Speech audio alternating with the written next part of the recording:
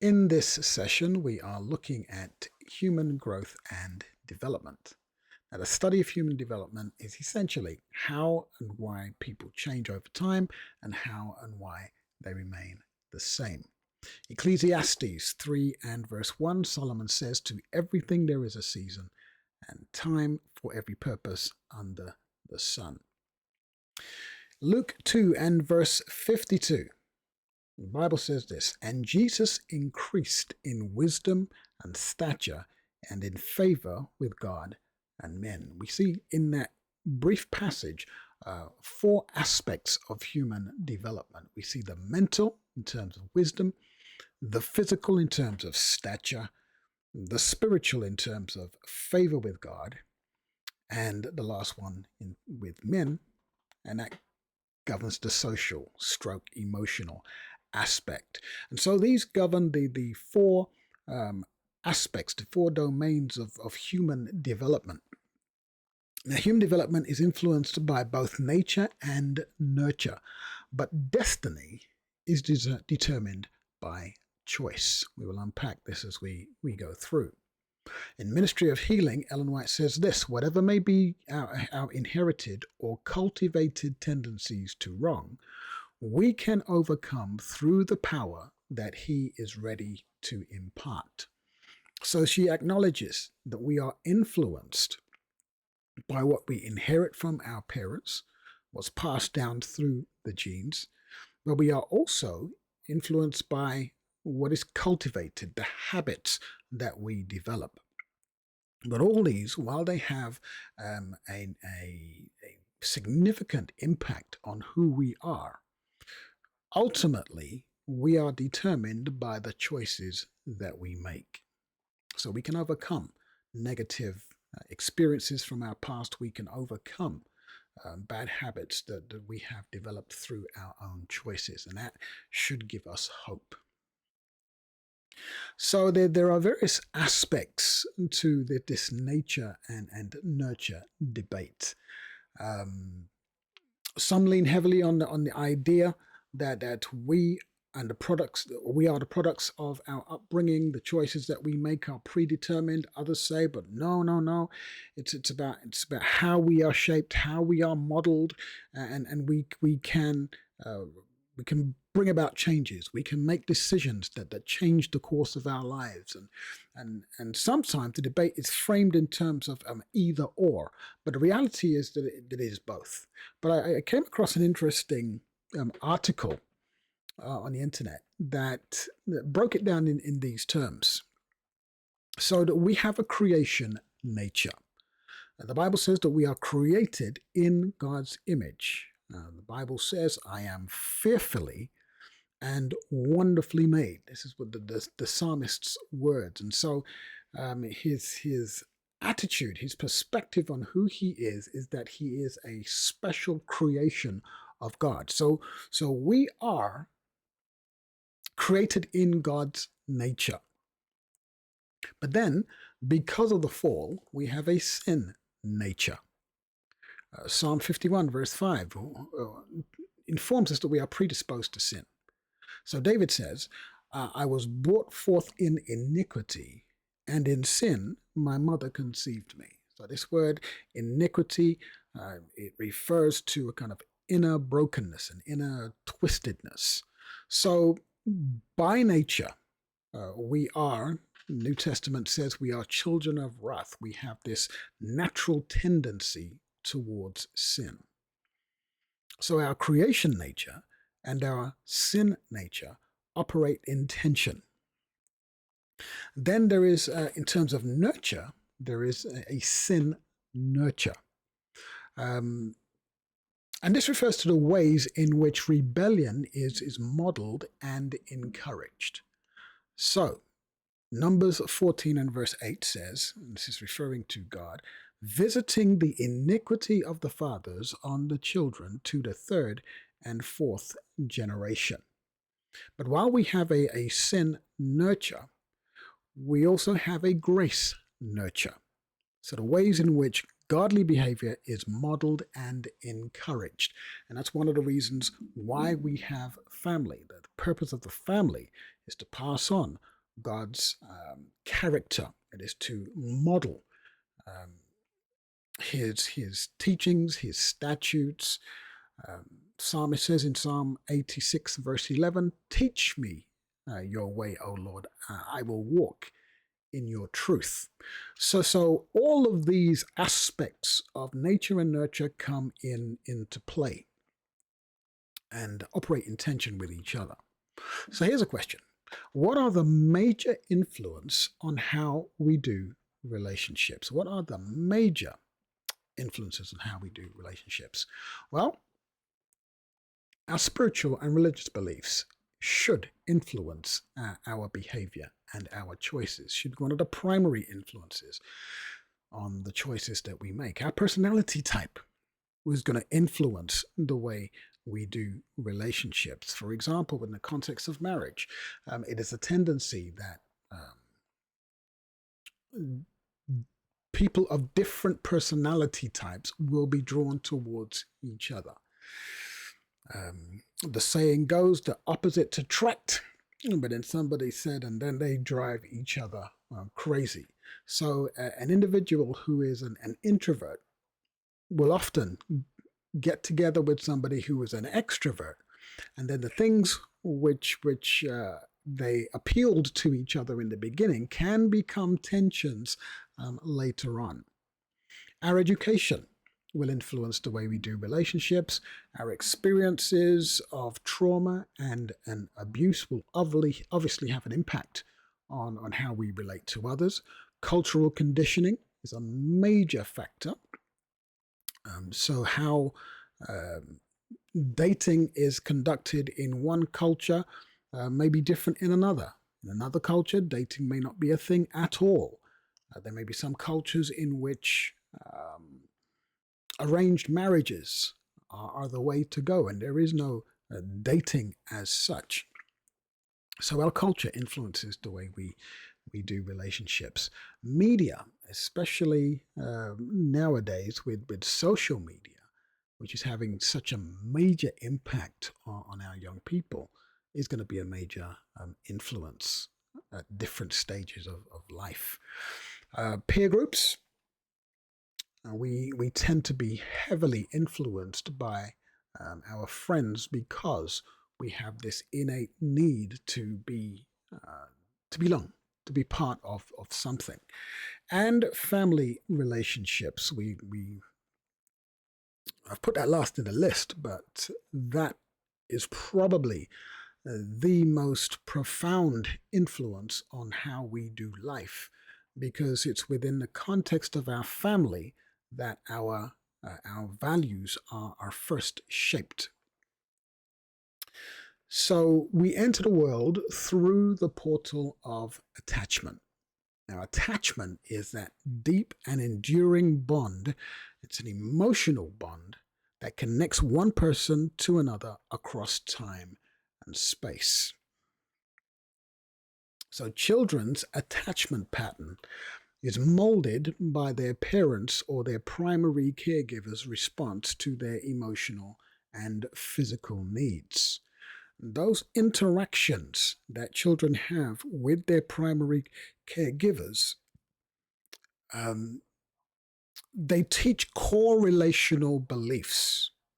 So the way that a child is related to in those very early years subconsciously programs into their brains what their expectations should be about relationships going forward. The Bible says in Proverbs 23 and verse 7, "For as he thinks in his heart, so is he." So, what is the dynamic? Well, the dynamic is that beliefs, these core relational beliefs, are programmed into the physical components of the emotional control center of the brain called the amygdala. And within the amygdala, there is another organ called the hippocampus. And the hippocampus is responsible partly for the recording of emotional memory. So all the experiences that we have, particularly in those early formative years, are registered in our brains, and most of those experiences are attached to emotions. Now, when it comes to memory, one of the most effective ways to form memory is attaching those experiences through emotions. When we have those significant emotional experiences, um, it helps memories to be formed, memories that stay with us for a significant period of time. Solomon says, "Train up a child in the way that he shall go, and when he is old, he will not depart from it." Now, while Solomon did not study interpersonal neurobiology, he was way ahead of his time, because studies in brain science show that what children learn in those early formative years will stay with them throughout their lives. Um, we've emphasized in other presentations that we have a narrow window of opportunity with which to influence our children for life, in order to shape their worldview from a biblical perspective. So everything that we do from memory. Everything. If you know how to scratch your nose, it's because it's been embedded in your memory. If you can get up and walk out the door, it's because your mind has ingrained that memory that tells you how to do these things. Everything that we do from memory. Now, there are basically two types of memory. There is explicit memory and there is implicit memory. Now, explicit memories are those memories that we can readily bring into our consciousness. So if I ask you what your date of birth is and you can recall that, that's explicit memory. If I ask you what you had for breakfast and you can recall that, that's explicit memory. If I ask you what is the date of the beginning of the investigative judgment and you can tell me, that's explicit memory. Implicit memory are memories that are registered in our brains, but we cannot readily bring them into our consciousness, and yet they have a profound effect. They operate at the subconscious level, and they have a profound effect on our behavior, on our emotions, on who we are. Now, explicit memories can become implicit memories. And that happens through the process of repetition. So if you think about driving a car, for example, when an individual begins to learn how to drive a car, they are using primarily explicit memory. They're trying to recall all of those things that the driving instructor has instructed them, mirror, signal, maneuver, and they're focusing on all of those tasks. But the more they do those tasks, the more those tasks become automatic, to the point where they can just get in the car and, without even really thinking about it from a cognitive perspective, drive that car. And that's because those explicit memories that were programmed into the brain were translated into implicit memories that became a natural part of that individual's operation. So they can drive by default without even thinking about it.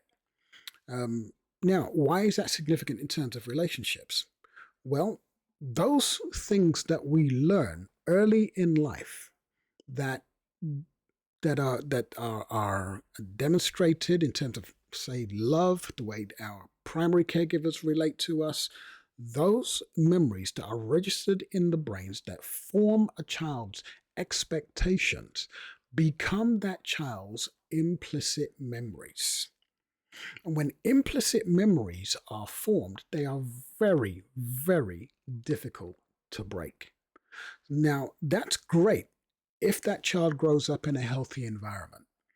But if that child grows up with challenging experiences, traumatic experiences that adversely shape their expectations of relationships, even if they encounter positive relationships later on, it becomes very difficult to move to out of that previous mindset, that default way of thinking. And it takes a long time of consistently doing things in a different way to change that kind of mindset. So much of what we do is the unconscious repetition of what we have done in the past. We may think that we are acting volitionally and we're making conscious decisions, but so much of what we do is simply the repeat of what we've done in the past. Now, I want to show you here a video that demonstrates the significance of early childhood experience. So listen carefully. Let's go.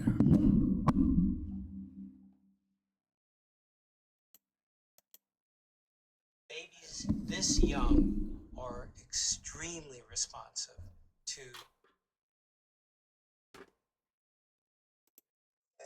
babies this young are extremely responsive to the emotions and the reactivity and the social interaction that they get from the world around them. This is something that we started studying 30, 40 years ago when people didn't think that infants could engage in social interaction. In this still face experiment, what the mother did was she sits down and she's playing with her baby who's about a year of age. Oh my girl. Oh. And she gives a greeting to the baby gives a greeting back to her. This baby starts pointing at different places in the world, and the mother's trying to engage her and play with her. They're working to coordinate their emotions and their intentions, what they want to do in the world. And that's really what the baby is used to. And then we ask the mother to not respond to the baby. The baby very quickly picks up on this. And then she uses all of her abilities to try and get the mother back. She smiles at the mother. She points because she's used to the mother looking where she points. The baby puts both hands up in front of her and says, "What's happening here?" She makes that screechy sound at the mother, like, "Come on, why aren't we doing this?"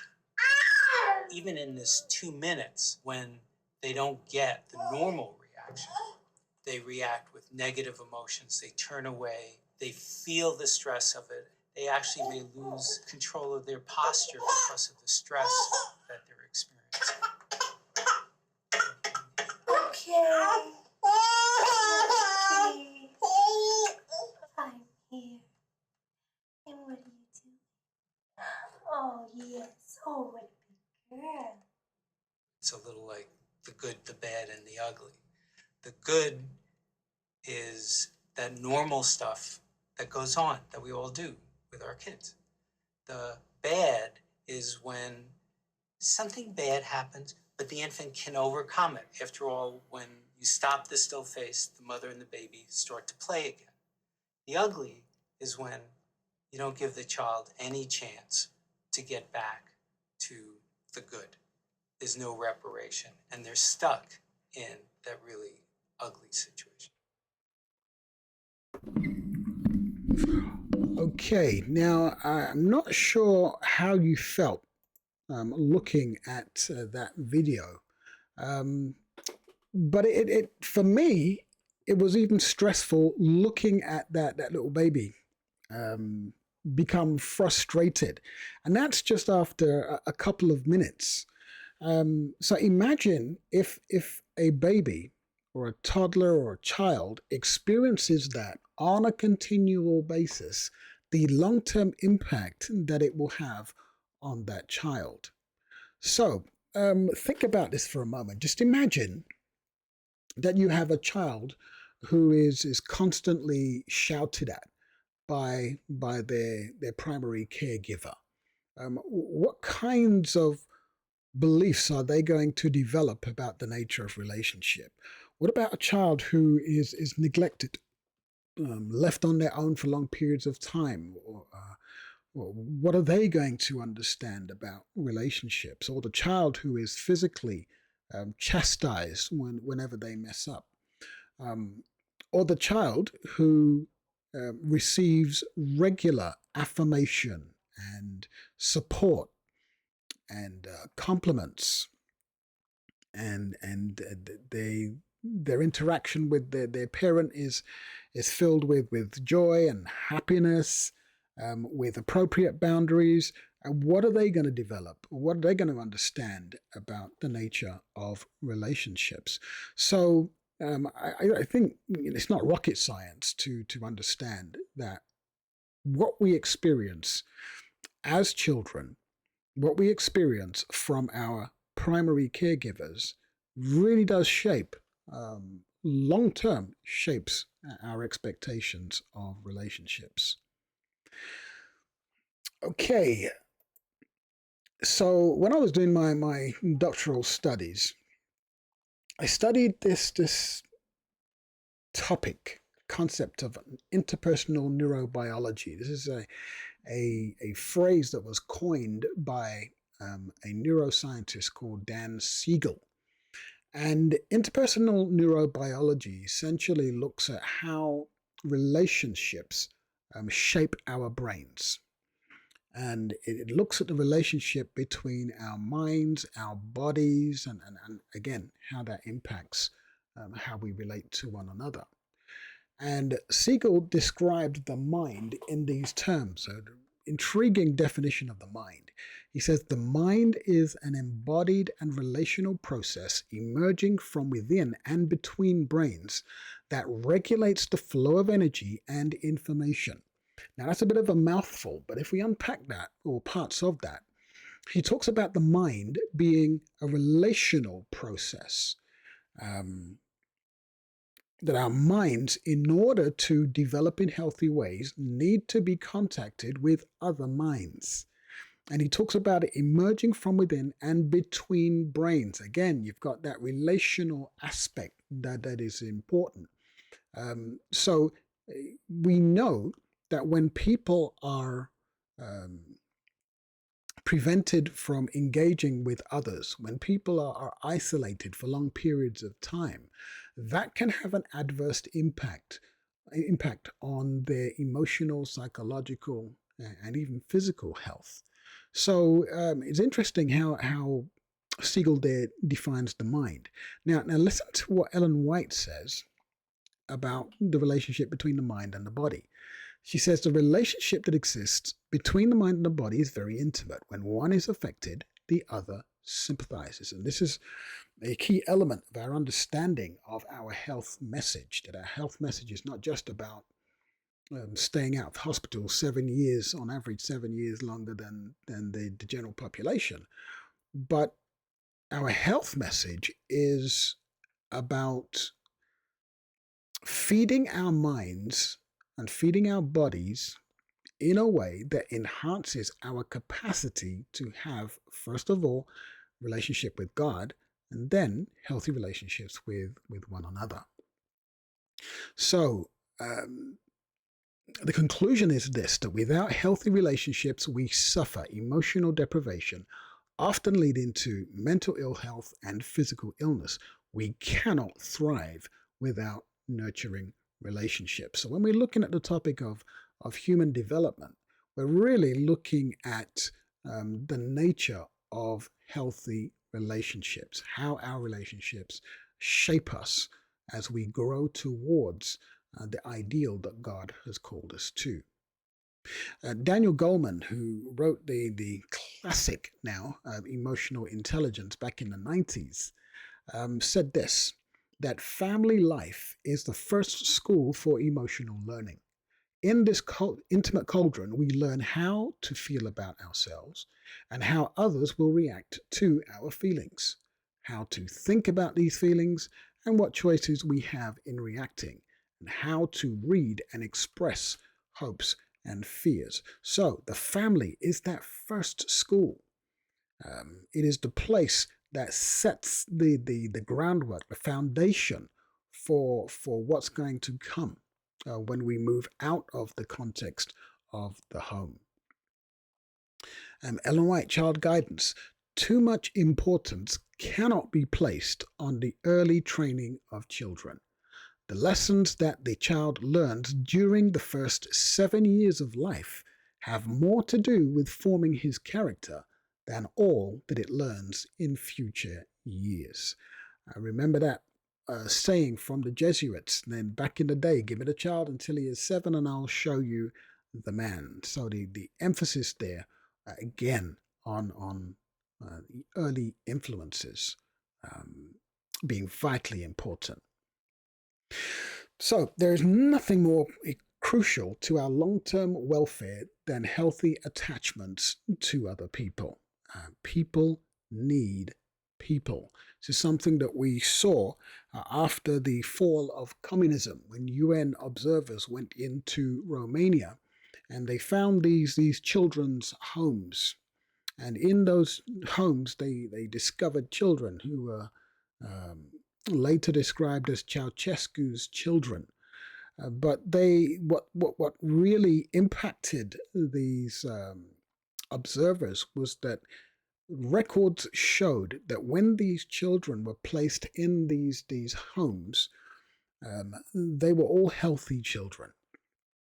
But because of the dynamics in those homes, those children were fed and they were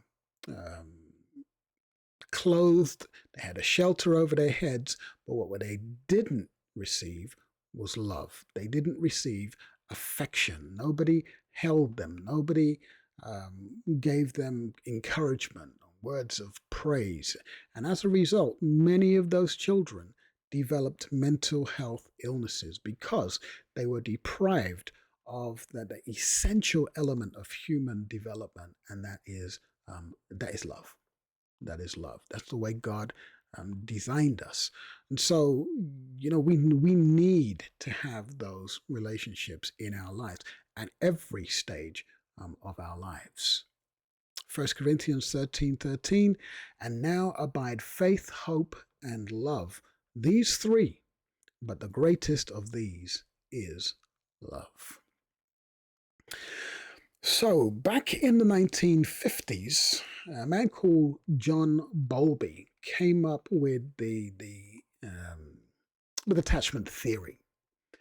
And Bowlby came out of a background where he had a nanny, he had two parents, but neither of those parents were particularly emotionally giving. His father was a military man who was away a lot. His mother didn't really spend much time with him, but he developed a very close relationship with his nanny. But unfortunately for him, his nanny died when he was about 5 years old, and that had a profound impact on him. So that when he became a man, looking back on his childhood, he was struck by how much he was affected by the way that he was raised. And so he did these studies into the impact of attachment. And along with a lady called Mary Ainsworth, they built on this attachment theory. And Mary Ainsworth came up with this experiment, which she called the strange situation.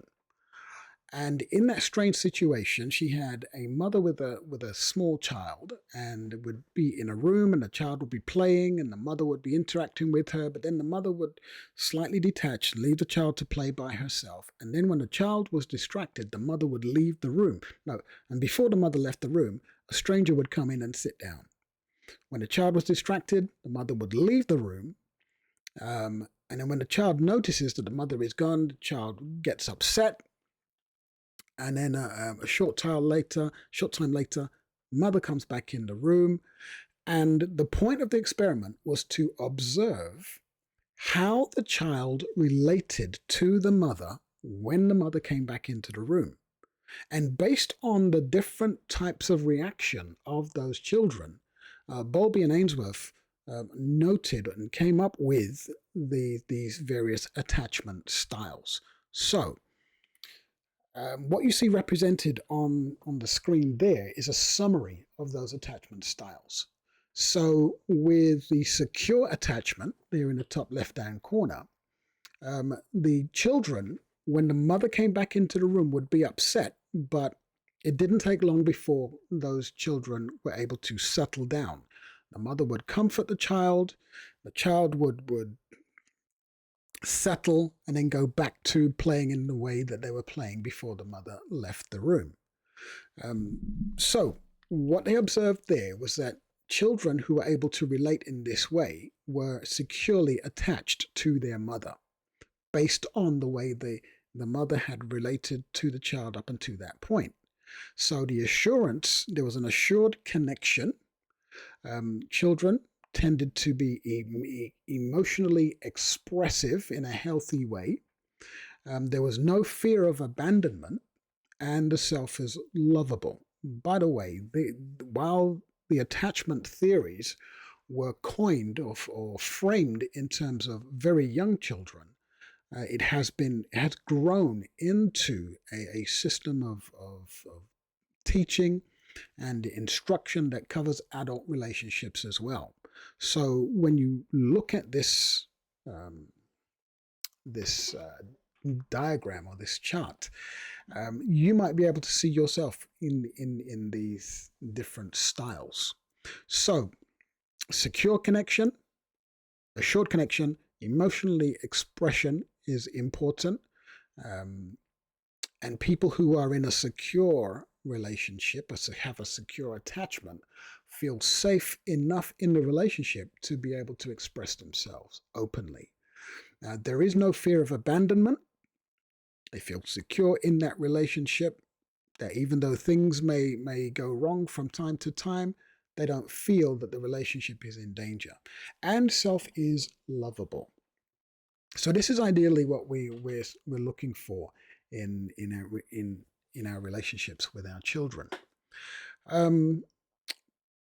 But those early formative years don't always instill in children what they need to grow in healthy ways. And so negative attachment styles can develop, like, for example, the anxious attachment.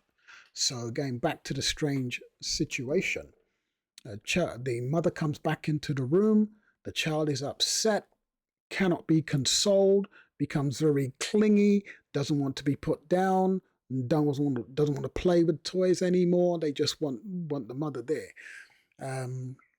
So in this type of attachment style, which can grow into adulthood, the individual craves closeness, and there is a fear of abandonment, and so they can be emotionally unstable.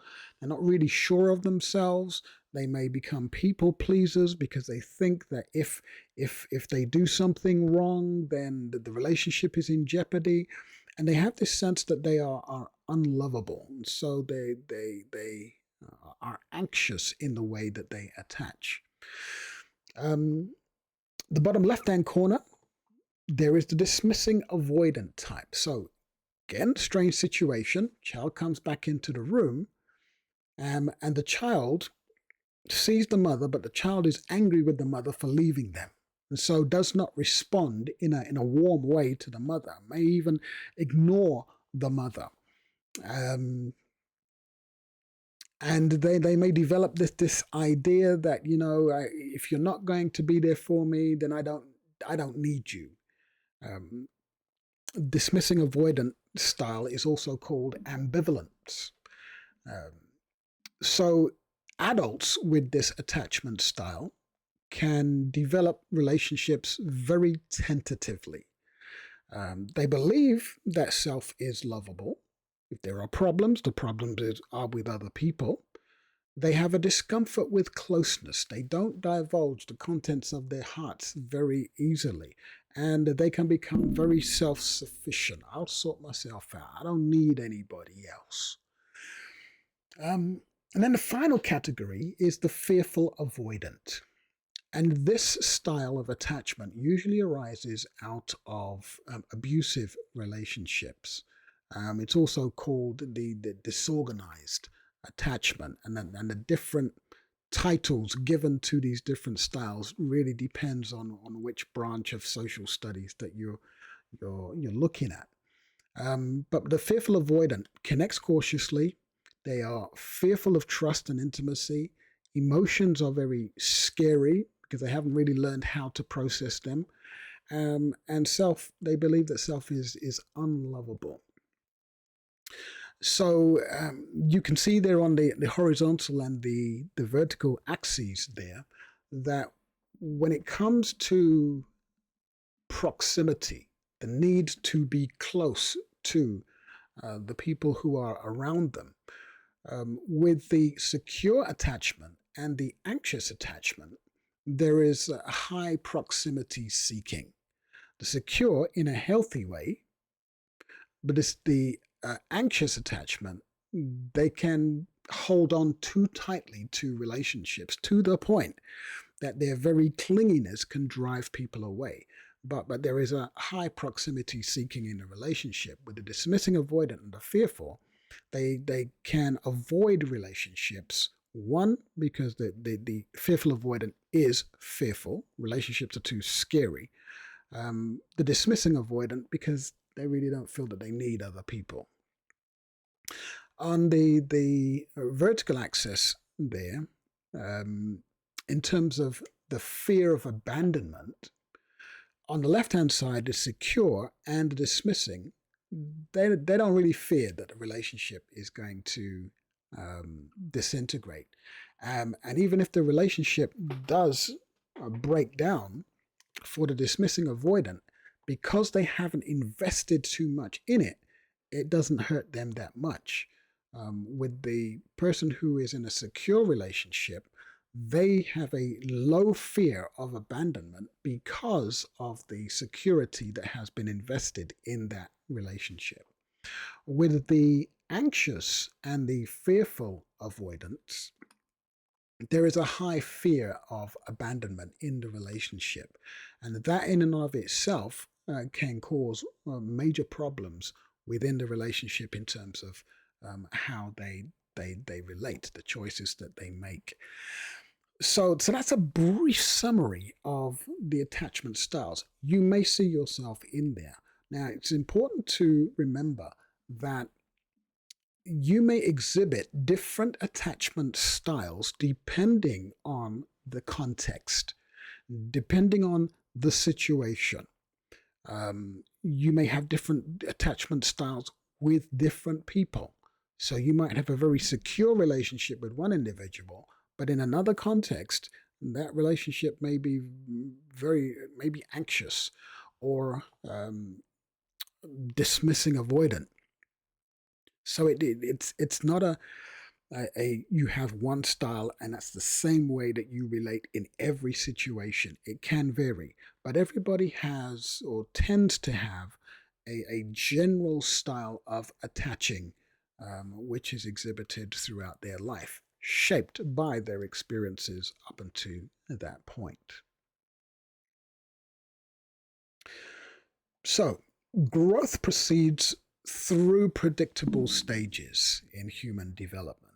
And that's based on many studies which have been conducted over time. The basic tasks of each developmental stage needs to be completed before the next period can be fully entered. From a spiritual context, the idea of first the blade, then the head, after that the full grain in the head. Now, one of the reasons why this is important is because people can become stunted in their growth. So, for example, an individual who experiences trauma in their childhood can become emotionally arrested at that stage of development. Even though they may grow into adulthood, they may remain emotionally stunted at the age of their trauma. So people may have expectations of others as adults, when the reality is that they are still infants in terms of their emotional development, because their trauma has never really been processed. So our attachment not only impacts the way that we relate to other people, but it also impacts the way that we relate to God.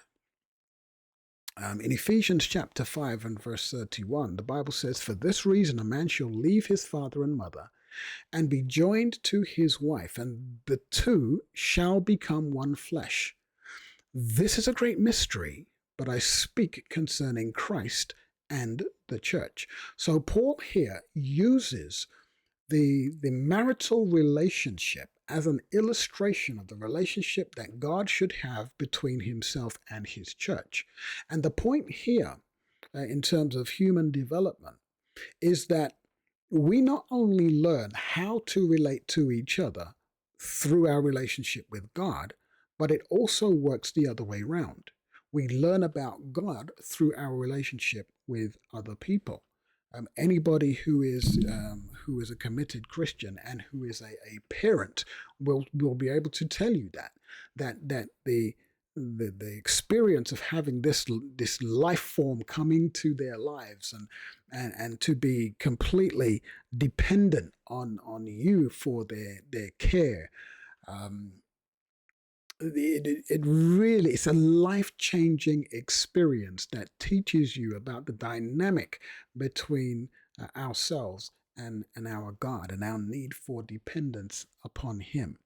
So our attachment experiences in our human relationships can either enhance our ability to relate to God, or it can be detrimental to our ability to relate to God if our attachments have been harmful. For example, if an individual has had a really traumatic experience with their father or their father figure, trying to relate to God as our Father who art in heaven becomes a real issue.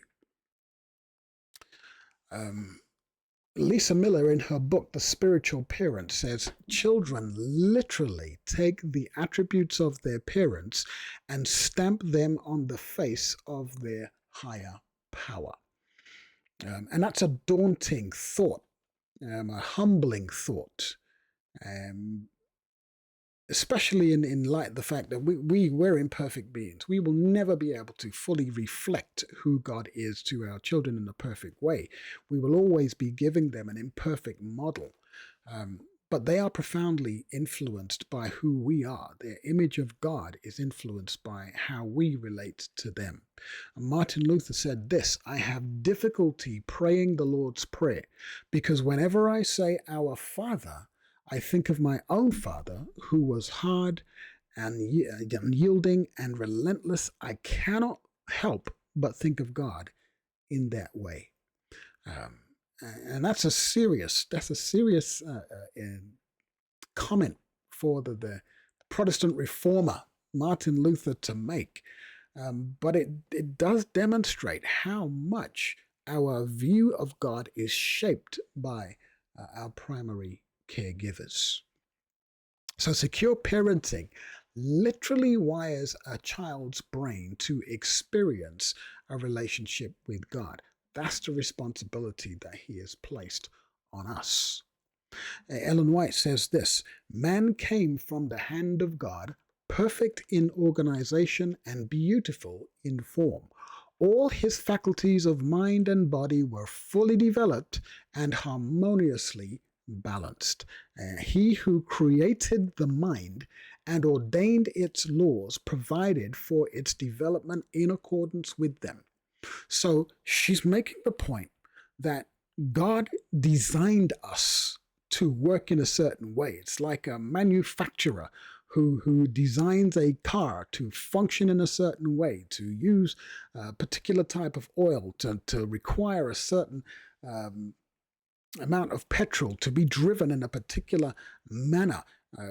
God knew what he was doing when he put us together.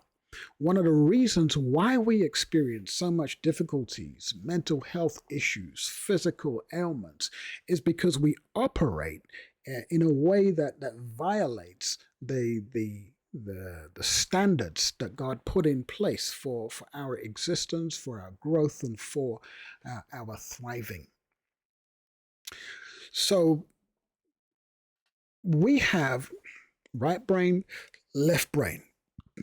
And the different parts of the brain deals with different aspects of our personality and of our functioning. So left brain people tend to be more on the logical side, analytical side, reason, strategy, good with figures. Right brain tends to be more on the emotional side, the passionate, creative, relational, and which has dominance, again, influences the way we tend to relate. So left brain dominance can lead us to know, for example, about God as opposed to knowing him, so that the influence or the emphasis is placed more on what the Bible is saying, and you're into the prophecies and last day events and all those wonderful things, as opposed to having a really close relationship with God. Right brain overdominance can lead us to prioritize our feelings over truth. So I'm not going to be bogged down with all of those laws and all of those doctrines and what have you. You know, give me a heart experience with God. And the emphasis can be on the worship experience, how great the music is, and heart stories of the Bible as opposed to the theology of the Bible. What God is looking for from us is balance. He wants balance between the two. Deuteronomy 6 and verse 5, you shall love the Lord your God with all your heart, with all your soul, and with all your strength. So the mind was designed to operate in a particular way, in a balanced way. And we need to strive to achieve that balance in our individual growth and in our relationships with others. So historically, there have been key figures who have done studies in the area of human development, not necessarily spiritual individuals, but individuals who did a lot of observation and came up with some theories which still hold sway to this day. Two of those individuals are Jean Piaget and Erik Erikson, and they both came up with stages of development that have implications for faith development. So in Piaget's thinking stages, he identified certain age groups with particular developmental practices and characteristics. So 1 to 2 explores the world through the senses, processes only what the senses focus on. 2 to 7, unbounded imagination, learns to think independently from senses. Thinking is often illogical. Stage 3, thinking becomes more concrete and tangible, literalistic. Stage 4, able to think about thinking, logic, and abstract thought is possible, and they begin to question beliefs.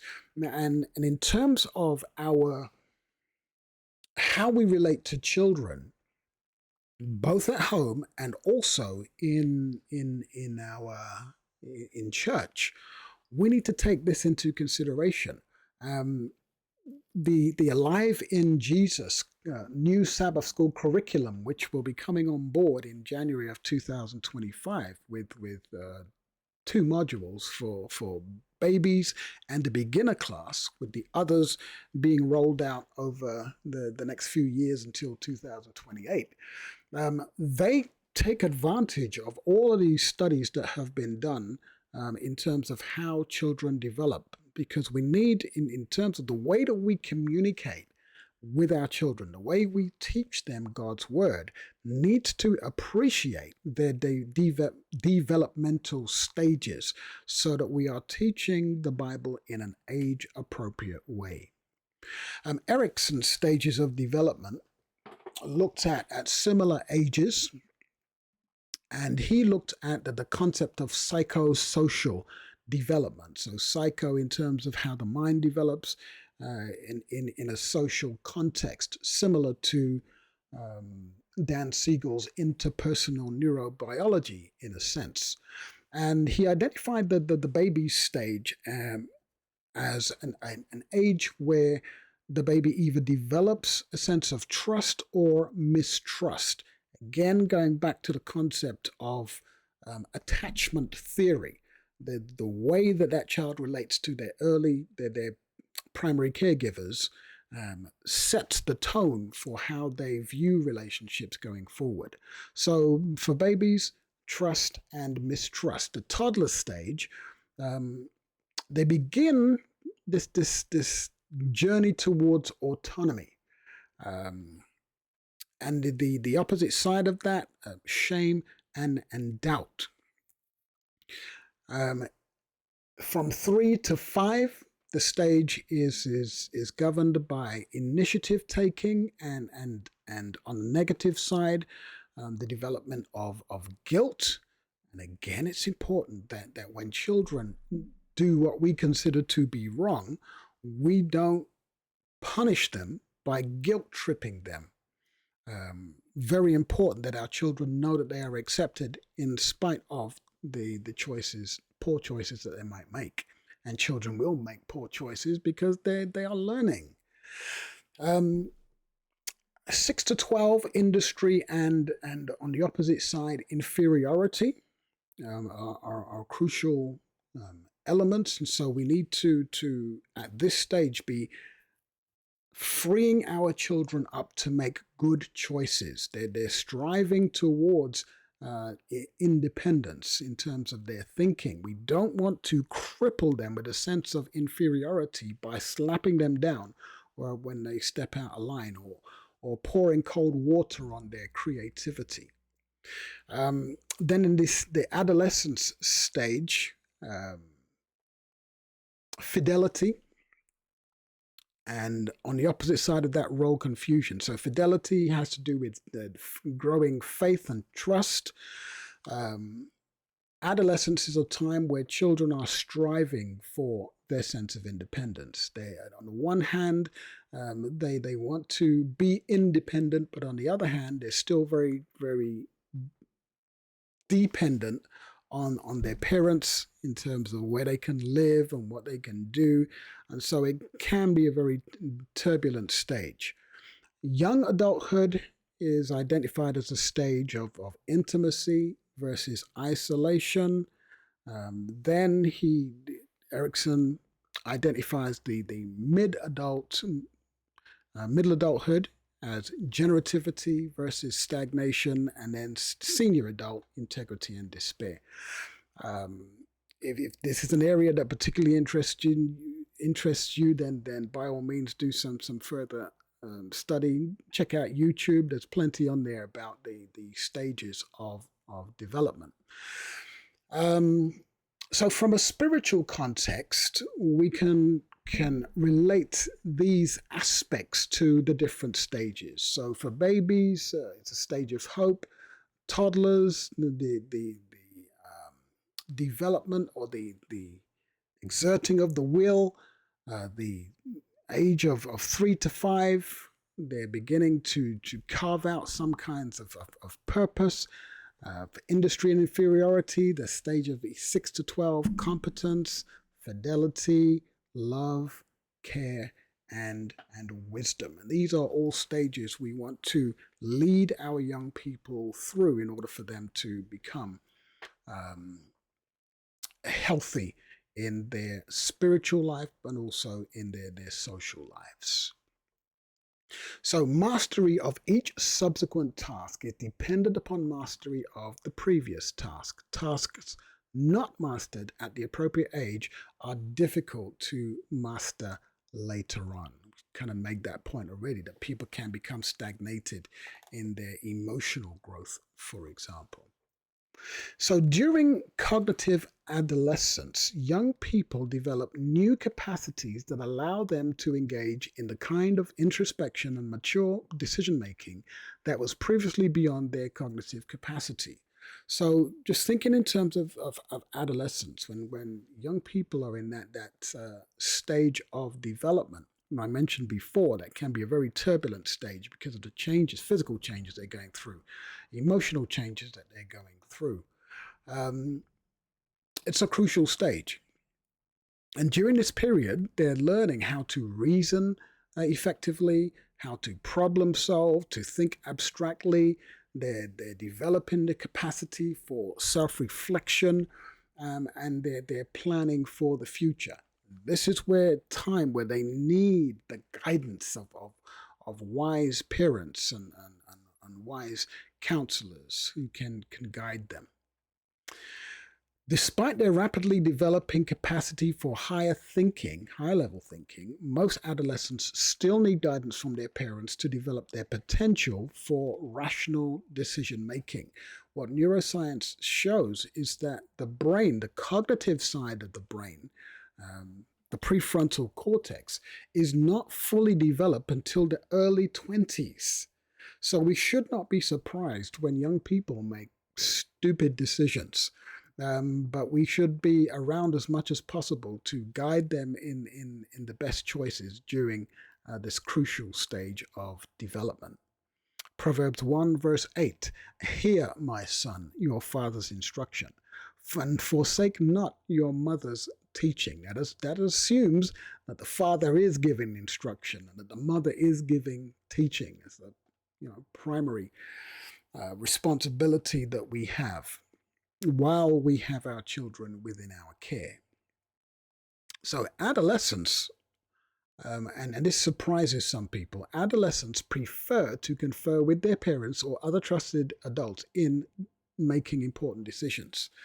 There's this idea that when young people hit their teens, they just want to get out of their parents' house and do whatever they want to. No, they're just still looking for guidance from their parents for those major decisions. The sad thing is that if they're not getting it from their parents, they will look for it somewhere else, and we may not like where they go to get that advice. So again, in terms of adolescent and risk-taking behavior, it can be a dangerous time. Because brain development around puberty there's a major changes in the area of the brain called the nucleus accumbens. The nucleus accumbens is described as the pleasure center of the brain. So if we have not instilled within our young people the ability to make emotionally intelligent choices, if we haven't taught them how to regulate their emotions effectively, when they hit this stage of development and the hormones start kicking in, oftentimes they can make devastatingly bad choices that can have a lifelong impact upon them. So during this stage, it's about the quality of their attachments. It's important for them to have good friends around them. If we think in terms of the church, one of the reasons why young people drift away from church is that they don't have solid friends within the church who can kind of hold them in that environment where they can develop their spirituality. Peer groups are important. Gender becomes a massive issue, especially in nowadays, with our children being steeped in a culture that is teaching that there are unlimited amounts of gender identities. We really need to give our children a solid grounding so that they can stand during this storm that is blowing around them. Um, and one of the major issues nowadays, poor mental health for our adolescents, is going through the roof. And one of the major factors for that is social media. What research has shown is that the exponential growth in the number of children who are being diagnosed with mental health issues has grown parallel with the introduction of smartphones about 10 odd years ago. And it is a major area of concern, and they're even looking nowadays at trying to roll back the access for children to smartphones. They're trying to convince parents, do not give your children smartphones until they have reached their late teens. Good luck with that. So the adolescent brain, the frontal lobe houses the executive functions of the brain, controls. This area slows down during adolescence and is the last to mature. So I mentioned before, about 25 years. That's around the age where the executive functions of the frontal lobe are fully developed. The limbic system, which houses our emotional responses, this area is develops first in adolescence, and so which is why it's a dangerous time, because adolescents can be making decisions that are primarily based on how they feel. It's one of the reasons why the trans movement is such such growth in that area. Adolescents are left with powerful emotional responses to social stimuli, and synaptic pruning takes place on a use it or lose it basis. Now, what this pertains to, there is a researcher called George Barna, and what Barna states in his research is that by the time a child has reached the age of 14, they have developed the worldview that they will probably die with. So we have this narrow window of opportunity. When the synaptic pruning begins to take place in those adolescence years, if they haven't developed the practice of praying regularly, if they haven't developed the practice of studying their Bible, if they haven't developed the habit of getting involved in service, it becomes so much more difficult to instill those values in our young people after that stage of synaptic pruning takes place, and the programming that they have received from 0 to 14 becomes their default way of operation. That's not to say that it can't happen later on. We cannot diminish the influence of the Holy Spirit, but it becomes more difficult after the adolescent years. So everybody in life goes on a spiritual journey. John Fowler, in his book Stages of Faith, kind of builds on research that was done by secular researchers like Erickson and Piaget, and he developed a concept of stages of faith development, which run parallel. He spoke of the early stage intuitive faith, that's early childhood, which is highly influenced by images and stories. And again, relating it to the Alive in Jesus curriculum, which will be coming on board in January of next year. These are reflected in the way that the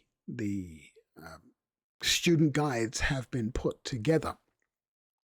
So in early childhood, images and stories, the next stage, the mythical literal faith stage, where children are kind of limited to concrete thinking. which when we use certain types of language that may create images in children's minds that if we use metaphorical language, they can often translate that into very literal ways of thinking. So a quick example, a father tells a boy that when he hits when he's trying to hit a baseball, keep his eye on the ball. What does the child do? He puts his eye on the ball. It's very, very literal thinking at that stage. Then there is a synthetic conventional faith stage, where there is a strong commitment to authority figures, to church and leaders. Then there is the individual reflective faith stage, where there is a focus on personal faith. The next stage is the conjunctive faith stage, where there is an awareness of perspective, and then universalizing faith, the transforming process. George Barna, he outlines stops on a faith journey. And he identifies 10 stops. I'll go through them very quickly. The first is an ignorance of sin, but then step 2, an awareness of, but an indifference to sin. Step 3, concern about the potential effects of sin. Step 4, address sin through acceptance of Christ, being born again. Step 6, increase religious activity. Step 7, holy discontent. Is this all there is? This is a key point to drop out of church for many people. Step 8, sense of brokenness. So brokenness of sin. There is self and society. Some who see what is required go away sorrowful, like the rich young ruler. Step 9, surrender and submission. And step 10, extreme love for people. And Barna suggests that each individual who comes to faith needs to go through all of these stages. And he asserts that very few people ever reach step 10. But the point is that we are striving towards this in our faith journey. So stages of faith development: belonging faith, late primary to junior; experience faith, early childhood; searching faith, teens; owned faith, adults. Which kind of a summary of how our young people journey through faith. John 16 verse 12, Jesus said, "I still have many things to say to you, but you cannot bear them now." Jesus knew what his disciples needed to know going forward, but he was also aware of their ability to receive. And we need to be similar with that with our children and our young people, that we share with them according to their faith, according to their ability to receive in an age-appropriate way. So growth and maturity, 1 Corinthians 3 verse 1, "And I, brethren, could not speak to you as to spiritual people, but as to carnal, as to babes in Christ. I fed you with milk and not with solid food, for until now you were not able to receive it, and even now you are still not able." Again, the idea of as feed as appropriate.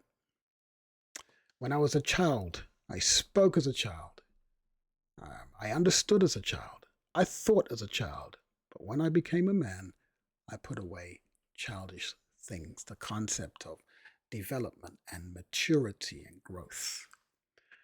And 1 Corinthians 14:20, "Brethren, do not be children in understanding. However, in malice be babes, but in understanding be mature." I've shared this passage with you earlier, where Ellen White talks about man coming from the hand of God perfect in organization and beautiful in form.